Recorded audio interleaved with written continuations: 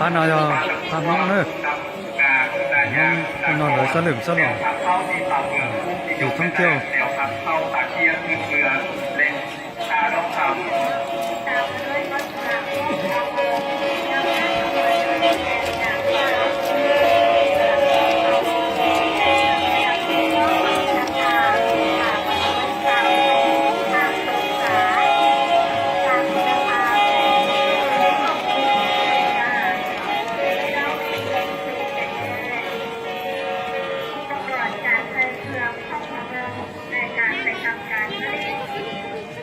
ความนานก็ติดตามมาด้วยขบวนพวกขบวนจังหวัดไว้ในตอนซึ่งเป็นตัวแทนของขบวนที่ร่วมงานในการในเพื่อเผยว่าเราได้เกี่ยวกับสาวเทศเป็นไว้น้องนี้ก็เป็นร้อนกำลังต้องได้รับเราที่นำพาขบวนเอกลักษณ์ของประเพณีของพ่อแม่ประสบสาวสุนทรภา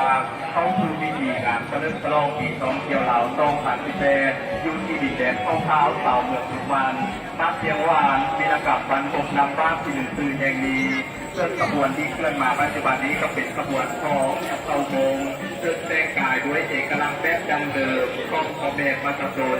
นอกจากนี้แต่ละปีก็ได้มีการจัดการบุญของเผ่าวงซึ่งว่าบุญนอกเดเจ้าอยู่ที่กุมภาน้ำท่วมกุมภาโยชา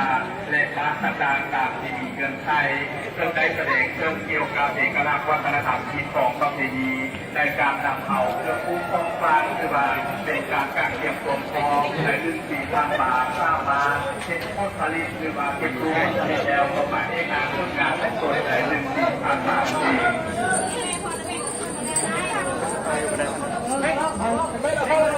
ติดตามด้วยร้อยกำลังป้องเขาสมูพร้อมหน้าขบวนโดยนายทองน้องเกดีคือว่าเป็นเอกลักษณ์ของเขาสมูและขบวนซอยไม้ดาวทำบางนาขบวนชื่อนาเก่งและน้องแก้วนี้ก็มีขบวนของพ่อแม่พัฒนนที่ลุงสุดเอกลักษณ์ของเขาสมูเขาซึ่งเป็นตัวแทนของเขา